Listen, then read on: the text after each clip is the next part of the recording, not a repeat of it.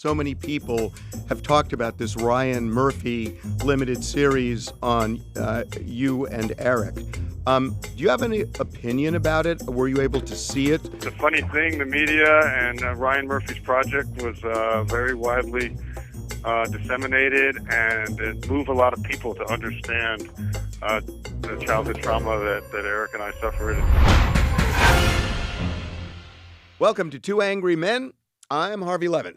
I'm an angry Mark Garrigus. You today. are indeed. You are I'm indeed. very angry today. I don't know what got into it. But you reminded me that you never would have guessed that we would have ended up here 30 years ago, because I remember vividly where I was screaming at you 30 years ago. That actually, you may be confused because you did that regularly for many, many years. So it is odd. But here we are. And we are almost a month to the day away from a hearing that is going to determine the fate of the Menendez brothers for the rest of their lives. You are their lawyer. You are going to ask a judge essentially to free them, either by resentencing them or by changing the conviction. We're going to bring the Menendez brothers on in a couple of minutes. But first, how are you feeling about this right now? On the resentencing, so people understand, on the resentencing, the state of the law in California is basically you look at how much time they've served, you look at how they have done while they've been in custody, and you look at whether or not the prognosis and what the prognosis is for if they are released. Under those kinds of circumstances, I can't think of two people better suited to be released under resentencing. I mean, that's the state of the law. And so I know that everybody always wants to fixate on this detail of the crime or that detail of the crime. That's a different calculation legally. That's not the legal standard for resentencing. So joining us right now by phone at the prison are Eric and Lyle Menendez. Eric and Lyle, first of all, welcome to our podcast. Hi, Harvey. This is Eric. I'm glad to be here. Thanks for having me on. Do you want to say hi to Lyle real quick? I would like that. Hey, Lyle. Hey, Harvey. It's Lyle. How you doing? I'm doing okay. Here with Eric, so it's always good. We spend each day together, so we love it. It's interesting that you were apart for many, many years, but you've come back together. 21 years, Harvey. 21 years. That you hadn't seen each other. Right. Wow. So your lawyer is my co-host, and he is on right now. So, Mark, I know you just spoke with them. I did. We just got off. We had I would characterize it as a very productive call, wouldn't you, Lyle? Yes, of course. Without revealing, we're not revealing any attorney-client, especially with Harvey. I know better than to ask that. Yes. Hey, Lyle, I'm really interested in something that this resentencing hearing was supposed to go down in December. It was then postponed to January, and then because of the LA fires, it's now pushed to March. So this must be difficult for you guys because it will determine the rest of your lives, and there has been delay on delay. So how are you guys holding up to this? I think we're mostly dealing with the reactions of our family, who are very anxious, and the delays are very upsetting for them, particularly since we have my two aunts are elderly and not in the best of health. And so there's a lot of anxiousness in the family because of that something might happen before something good could happen. For Eric and I, we've been incarcerated 35 years, and we've sort of developed a peace and a patience that might not make much sense to someone who's free. So. That's a very astute point, because I've been amazed at I know, and it's almost, I do it a disservice when I call it a Zen-like or Job-like patience, but You guys you've kind of reached a point where you've got a very kind of interesting perspective on time itself. Right, and we try to live for the day. We're very hopeful, but this time counts, and so we've done what we can with the time that we have, and you never know how long you'll be blessed to be on the earth. So we don't just sit around waiting for something. So that keeps us motivated. Lyle, I'm really interested in what you and Eric have to say about this. I know Eric's standing next to you, but let me ask each of you this. You mentioned that you're hopeful. That Yes. amazes me. Hope seems like kind of an elusive thing when you're sentenced to life without the possibility of parole. So how do you keep that alive? And it also goes to the fact that you've got you've worked on getting a college degree, you've worked with other prisoners there, you've worked on this green space project. How do you develop hope when the sentence is until death? It was very difficult in the beginning for me, but through Eric and I have been blessed in that we're not unknown that we're here, so we receive a tremendous amount of mail, and that connection with the public and with others who have maybe experienced similar trauma in their childhood or at some point in their life, very motivating, very inspiring. And so a lot of what Eric and I have done is along those lines of working with other victims or working with victims in here or being part of groups or creating groups along those lines. So a lot of the fulfillment and motivation just comes from that. Hope for the future is really kind of a new thing for us, I think. I think Eric would probably agree with that. It's not something that we spend a lot of time on. It's a very new concept for us, this idea of hope for freedom. We mostly just focus on the day, on the present, on what we can do to sort of feel good about that day. Could I ask Eric the same thing? Yes, sure. Eric? Eric? I'm here. I, Yes. I asked Lyle this. I'm so curious. How do you maintain hope when you have a sentence that basically takes you to death's door? Because that's the sentence, right? And that has been for a long time, for 35 years. So you guys have done things in that prison that really kind of, for me, kind of shock me that it's trying to make your life productive. How do you do that? Well, that was a journey. So I didn't start out with that mindset. When I first came to prison, I wasn't just sentenced to prison. I was sentenced to prison to never see my brother again, to never have a hope for freedom, and to fend for myself in a very violent level 4, which is considered a maximum security prison, where I didn't know anyone, and I'm 600 miles away from any place that I'd ever really been to. So I was very alone, afraid, and prison was hard for me. I faced a lot of bullying and trauma. It was a dangerous environment, and fortunately, I had the love of a woman that came into my life and brought a little precious daughter, and I began to experience fatherhood and growth and begin to heal a lot of the self-hate and self-loathing that I dealt with all of my life. So when I came to prison, I didn't come to prison healed. I came to prison dealing with the traumatic wounds of my past, the tragic crime that resulted that I committed, and I had to face all of those truths and somehow journey through that dark place of prison and try to figure out my traumas.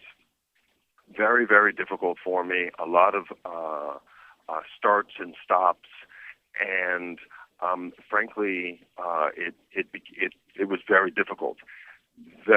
When I began to really work on myself and realize that I'm not flawed, that I'm not defective, that there isn't something inherently wrong with me, then light began to open up really, and I began to love myself again, and that was a really important journey for me, and that frankly is what has given me hope, is that if for people that are victims of severe childhood trauma, we live in the shadows, in this inner pain, in this silence where we have self-humiliation and self-condemnation and self-loathing, and so a lot of my freedom came from understanding that I'm actually someone that's capable of being loved, that I deserve love, and that I'm not that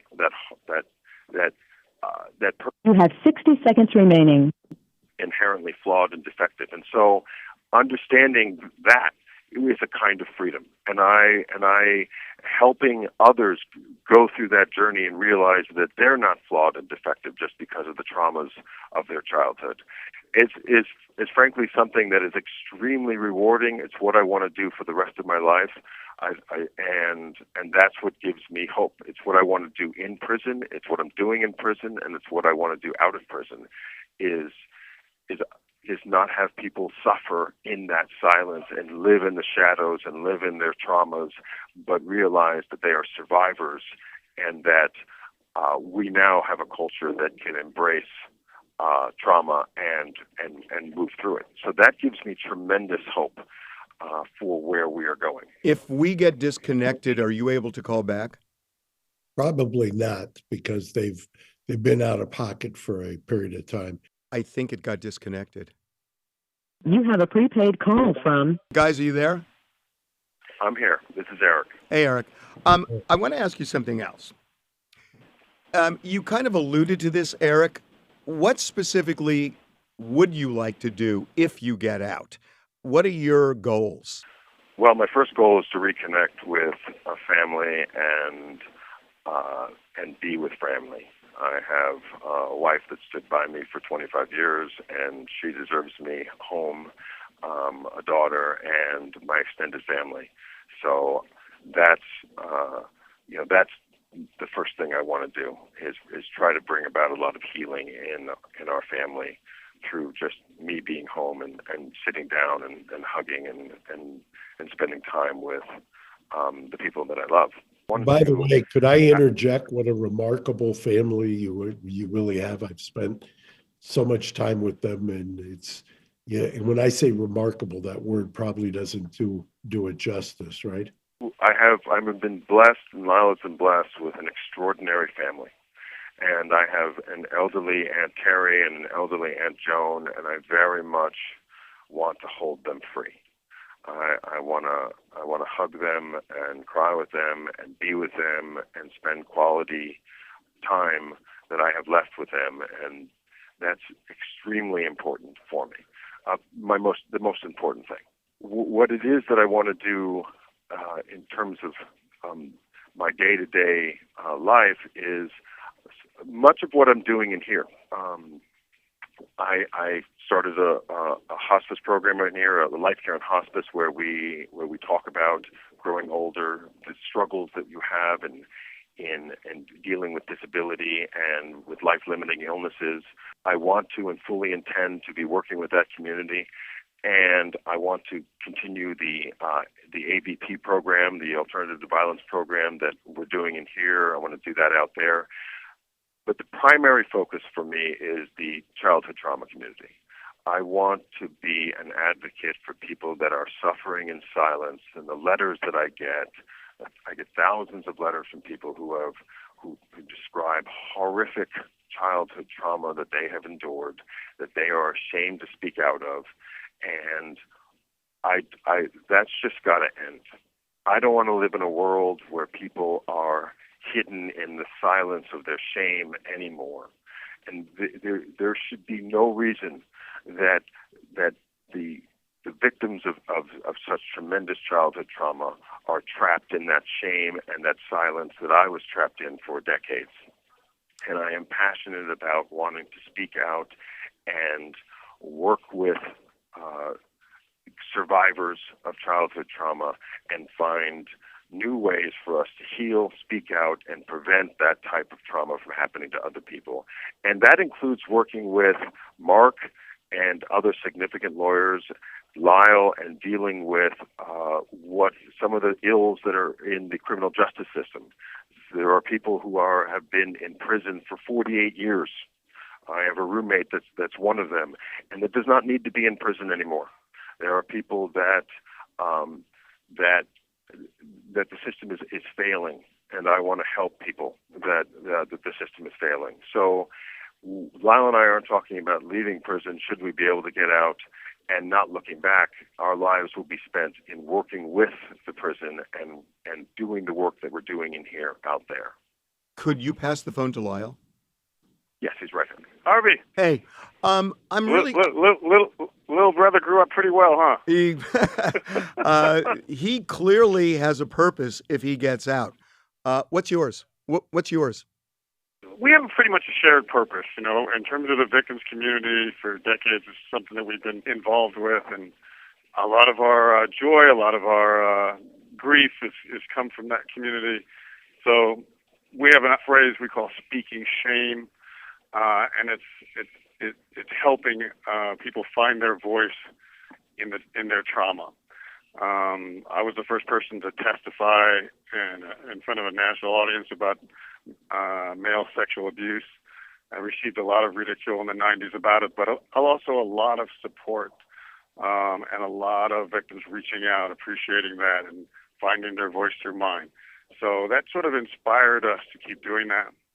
And we think that there's a hunger for that in the country. We would love to be part of that and heal in that way. The other passion I have is Green Space, the Green Space Project, and working with corrections to find ways to lower recidivism. Because Eric and I have spent 30 years with a life without sentence watching people parole and come right back, parole and come right back. It's a crisis in the country. It's creating more victims, as well as destroying the families of the inmates that have to come right back. And so corrections is looking for, Governor Newsom has an amazing initiative to change the culture of corrections. He calls it the California model. And one of them is this idea of finding a way to create community within the prison facility.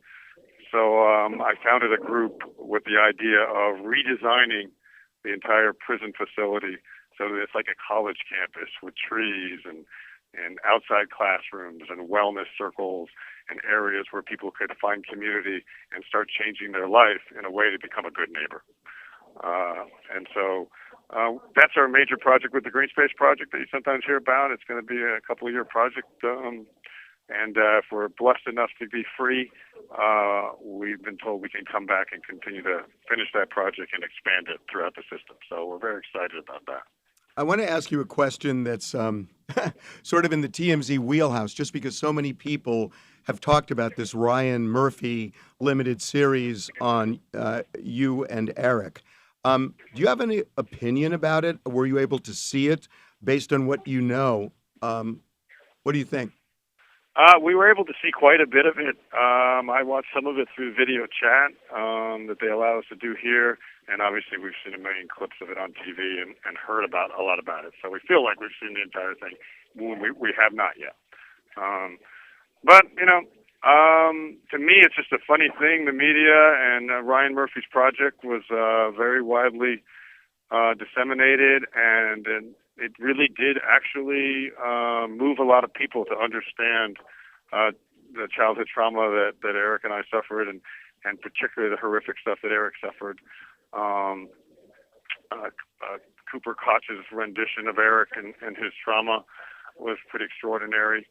And so was actually Nicholas's. So I feel, I feel in the end, a lot of people were educated about what can happen even in rich, in affluent homes behind walls and behind hedges, and manicured lawns.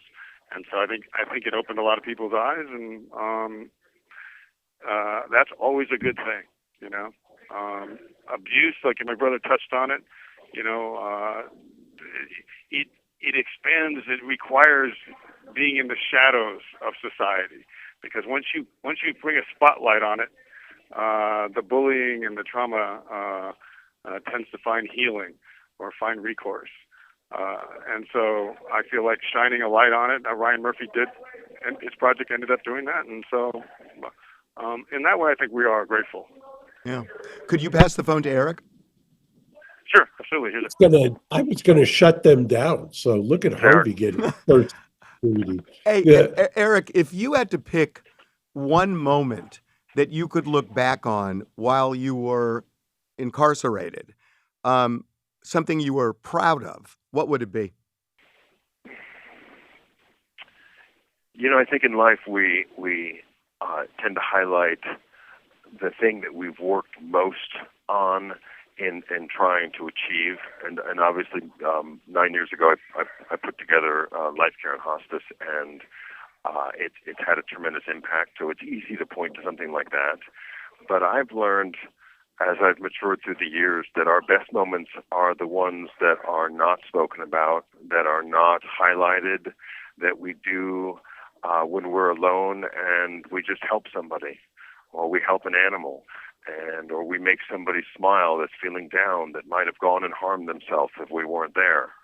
And those little moments happen in prison every single day because there's so much trauma and so much tragedy and so much depression and sadness and self-loathing and self-condemnation. And so just being kind. I have a phrase that I like to use in Life Care and Hospice, that kindness is cool. Kindness is cool. Cool with a K. And so just in those small things in the day, frankly, I believe they add up to what is a successful life. And it's easy to point to, oh, this person made a lot of money, or this person had the right job, or this person achieved this or that. But really, are they a good person? And I hope they are. But our goodness is in the things that we don't even remember. Someone that comes up to you and says, "Hey, you gave me a smile when I was feeling bad," and you don't remember it. So it's in those daily moments that we find ourselves and we find the beauty of life. And so I would point to any of those little moments rather than anything that I can say, "Oh, look at me, I must be a good person because I did that." When I don't think that's what defines you. I'm going to say I'm going to say something to you, Eric, that it's my opinion. And I'm kind of shocked by this, listening to both you and Lyle. I covered your trial, and a lot came out in the trial where a lot of people ended up saying, well, these are spoiled brats. They bought all this stuff and all that. And I listened to both you and Lyle now, and I just hear different people from what I remember covering that case. Do you feel that? I mean, do you feel an evolution? Because I'm hearing it, and having covered the trial, I feel like I'm talking to two completely different people. I do. I grew up in an affluent home. I was a spoiled brat. I had deep insecurity issues and tried to hide those issues, and I was taught that you do it through the best clothes or the best car or whatever of those things that we now know is completely dysfunctional and frankly just a sign of internal pain. And I was also a teenager, and so I look at teenagers now and I think if I were to see an 18-year-old come onto a prison yard now, I would think that person's not safe. Like I don't look at that person and say, oh, you have all of your stuff together and you know what's going on and you have a good sense of self. So I think that my youth and deeply misguided, imprinted ideas of what success meant in life were reflected in your sentiment, and I'm not surprised that you felt that way. I look back and I'm so ashamed and embarrassed about even the little things that I did in life, and I'm not sure anyone looks back on their teenage years and is really fully proud of themselves. Maybe you are, Harvey. I'm sure Mark is. But I'm sure Mark is too.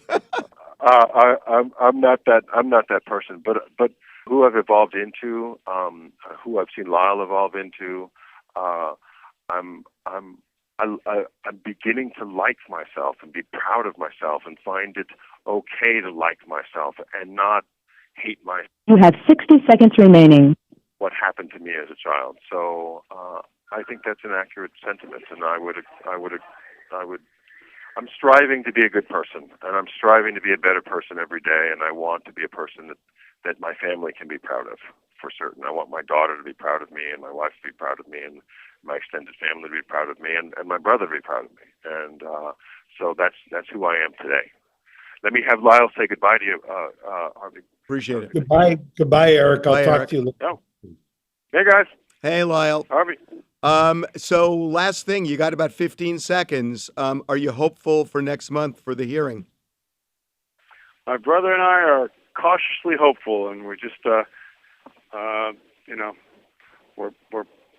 we're in prayer with our family, and we're hopeful, and we're just trying not to go a little crazy in the interim, like you said. Just try to stay. Thank you, Lyle. Thank you, Lyle. That was kind of symbolic of the circumstances there, that you have a certain amount of time and you get cut off. This is Global Tellink. You have a prepaid call from Lyle Menendez. We accept the charges. Hey. Hey Sorry there, about that. Lyle. Yes. So, Lyle, you're gonna wrap it up. So what? That sounds like an order more than a discussion. I'm going to wrap it up. But the one thing I want, something that has struck me about the Green Space Project, which I didn't realize. Would you describe this kind of phenomena that happens in prison when you don't have something like the Green Space Project? And I'm not just talking the idea of the cycling in and out of recidivism. I was talking about, or you've taught me about, this idea of flat land and gray walls. Can you speak to that? Yeah, it's a crass analogy, but we have the service dog program here, where the inmates teach service dogs to work with autistic children and with wounded veterans. And you can't. These dogs, if you can't expect any sentient being, and even a service dog, to be socialized in a very productive way if their living environment that they go back to on their off hours is very aggressive and oppressive. And human beings particularly are very sensitive to messaging. And so really at its foundation, the Green Space Project is just, you have to create a living environment for a prisoner that mirrors that rehabilitative purpose that you hope is inspiring him to change his life. And that can't be 30-foot gray walls, barbed wire, and concrete. It has to be green and inviting and have a sense of community. And so that is really what we're trying to create here. And I wanted to show that you didn't have to spend $1 billion building a new prison to do that in the Norwegian model of corrections like they have in Norway that's been so successful. You could take an existing yard and you could change that facility. And we did it all through public donation because we didn't want to spend any taxpayer money on it, and to show that it could be done at first. And I think we're going to do that this year. And we're proud of it. Speaking of the service dogs, that also struck me. There is, I guess it's the dormitory where the dogs actually are there, and to watch the inmates interact with these dogs it's jarring in a way, isn't it?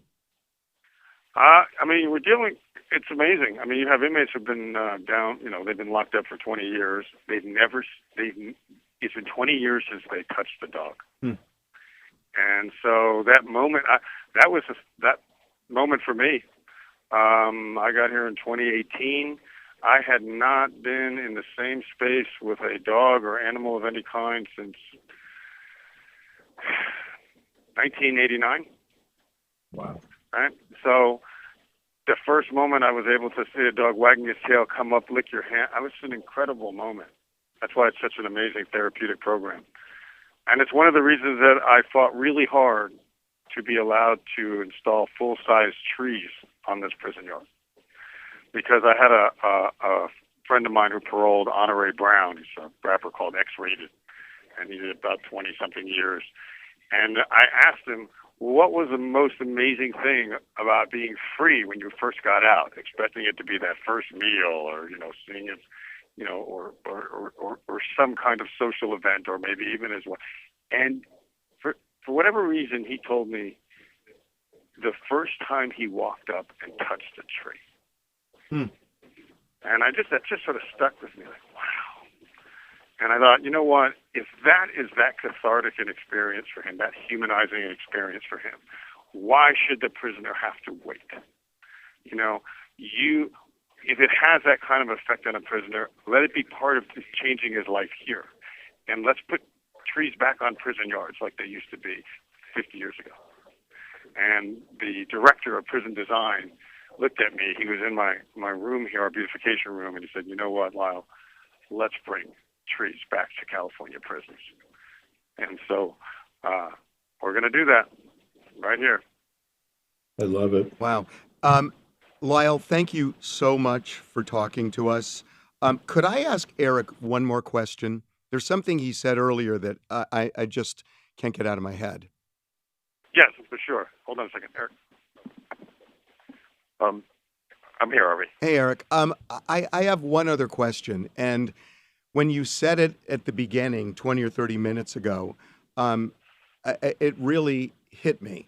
And I was thinking, you were behind bars as a very young man, and you talked about being mercilessly bullied. What happened to you? I will say that I was picked on, bullied violently, and it was traumatic, and it was continual. And there's the things that a lot of inmates in prison go through, and when they're not part of a gang structure and they come in and they're basically lone wolf, they just have to be by themselves, and so it added a great deal. Prison can be hard, and there's a lot of suffering in prison. So, and I wasn't, I'm not going to fight back. I'm not going to, engage. And I had no one to really to turn to for help. And I was separated from Lyle. And I remember the day that I was told Lyle just got assaulted and got his jaw broken, and it was.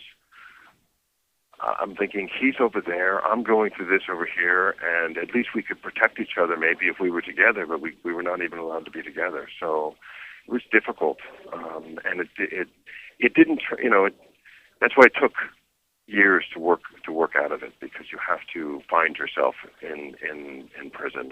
And I will say that prisons, I believe that corrections is doing their best, and I want to work with them. I know Lyle is, of really changing that culture today. They're really trying, but 25 years ago, it was an even darker, more dangerous place. Okay, well, look, we really appreciate you and your brother spending time with us, and to be continued next month in court. Eric, thank you so much. Thank you. Really appreciate it. Okay. I'll say goodbye. Thank you all. Thanks again. Thank you for everyone that is praying for us and supporting us and wishing us the best. Lyle and I are deeply grateful, and our family is deeply grateful. And let's just be kind to each other in the process, and really love each other in the process. So let's hope for the best and see what happens. I really appreciate you guys, and I'm going to go now. Thank you Bye again. now. Thanks again, guys. I got to tell you, I am shocked. I'm just shocked at how mature and thoughtful um, and different they are. It's really stunning, Mark. I mean, you may be used to it because you represent them, you talk to them all the time, but this is a vastly different picture from 35 years ago. It's amazing how far the culture has come. It's also amazing how far they have come. And I think your observation is true. And they have taken this, almost what are they? They're closer to 4 decades than three now, and they've used their time wisely. So, what do you think's going to happen? You know who the judge is. You now know who the DA is, who seems much more non-committal than the previous DA. What's your gut? My gut is, look, I've been doing this for 41 years, going on 42 years. If I wasn't a optimist, it's very hard to get up in the morning and do this. So I am the optimist that they've done their time. I've said it and I'll say it again. If they were the Menendez sisters, they would not be in custody. And it's time. It's time for them to come home. When they talk about Terry, that's Jose's older sister. They talk about Joan, that's Kitty's older sister. You hear people say, "What about Kitty?" And I always say, look, if Kitty's older sister wants them out, and if Jose's older sister wants them out, who are we to be one of the haters that says no? And once you listen to them, once you talk to them, I mean, I was a sociology and anthropology major, and my father used to tell me that and a nickel gets you a cup of coffee. But it's very hard to predict anything in the world. But one of the things that I can predict is these guys have as low a chance of recidivism as any two humans that are in custody. Yeah. Well, that was extraordinary to listen to them. It really was, and especially juxtaposing many, many years ago with today. It is day and night. Was just thinking about the Saturday Night Live 50-year anniversary. And when you take a look at what Saturday Night Live, the way they were caricatured back then, would never be done now. And that's part of the evolution kind of on the macro side. And it's just a fascinating place we find ourselves in. And I'm hoping that the good things happen in the next 30 days. Do you think it'll be a quick decision, or do you think there are going to be multiple hearings and this is going to drag on? I'm hopeful that it's a quick decision. I mean, there's a lot of things going on, and I'm hopeful. I'll keep you posted, Harvey. Don't worry. I'll be there. Yeah. Okay, Mark. We will see you next week. Thanks, Harvey. Thanks again.